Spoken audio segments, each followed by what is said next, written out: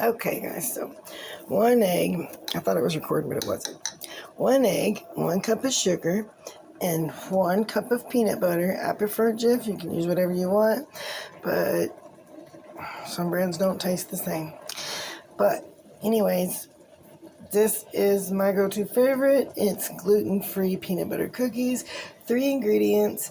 It was a lifesaver through the gluten celiac disease and all, which they recounted and said I no longer have. But anyways, on any note, it's still one of my favorite cookies, whether I'm gluten-free or not.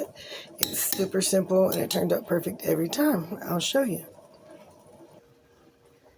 Okay, I'm going to go ahead and get my cookies balled up and onto the tray. And the super good thing about these is you can touch the dough.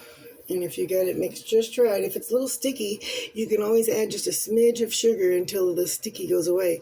But it's really easy to roll up into balls. And I usually make them this size. You can make them as big as you want. Sometimes I just make less and big fat ones. And sometimes I'll make them... Sorry, I had to turn off my noodles. I'm making homemade beef noodles and mashed potatoes for supper, and macaroni and cheese for my husband, who does not like beef and egg noodles. But these are super good. It doesn't matter how big you make them. It's up to you. I made them smaller. But the one thing is don't use honey flavored peanut butter. However, that's our favorite go-to. We have some of that, but I have regular Jif for the cookies because the honey makes them a little bit more sticky.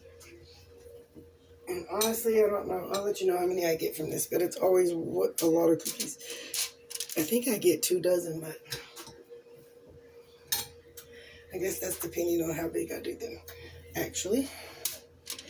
And I know it's classic peanut butter, and everybody always does the whole, forks in their thing. I'm going to go with the big fork and just get a little mash in there. Just get a little mash everywhere, and I just have a little tinfoil over it. Some of them are smaller, some of them are bigger. And we'll just see, and really that's all I do. I don't go with the double. I just put 1 fork through. I don't usually do the double. I just mash them down. I know the traditional is kind of like a fork score across both directions, kind of like a plus sign both ways.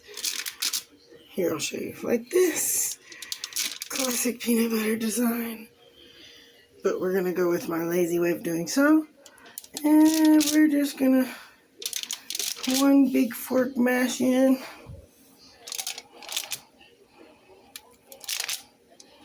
And is that all of them? Oh, we got 1 more. 1 more to mash. I've lost it. Oh, there it is. 1 more to mash. Alright. And we'll put those in. Oh, we just got a few more minutes left. Aren't those beautiful? So pretty. They're so good. And they work every time. And so I took that batch out. And we're going to go ahead and finish them up. Let's see. See how many we get all together, so I can let y'all know. And these are all about the same size. Some are a little bigger, some are a little smaller, because like I said, I'm just eyeballing it. Just eyeballing it. And some of them are bigger, some of them are smaller. And the family doesn't never seem to mind.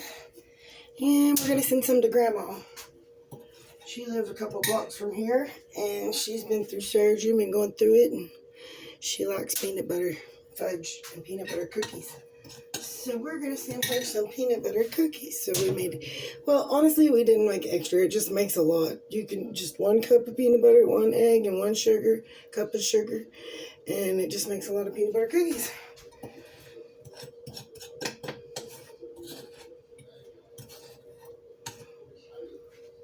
Oh, that one's a little small. This one's a little small. Little tiny one. But you know what I'm going to do? I'm going to scoop this one over. It's not that much smaller than the other ones. But I'm going to steal from that one and put a little... it's a little funny now. Alright. We're going to go ahead and come to the end of that. So I didn't get as many on the tray this time, but we are done with that. We finished all of that. The dough anyway, sorry for the squiggling.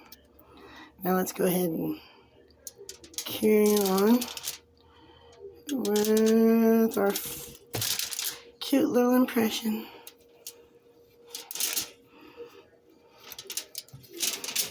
And you can do it on a silicone mat or whatever, but I was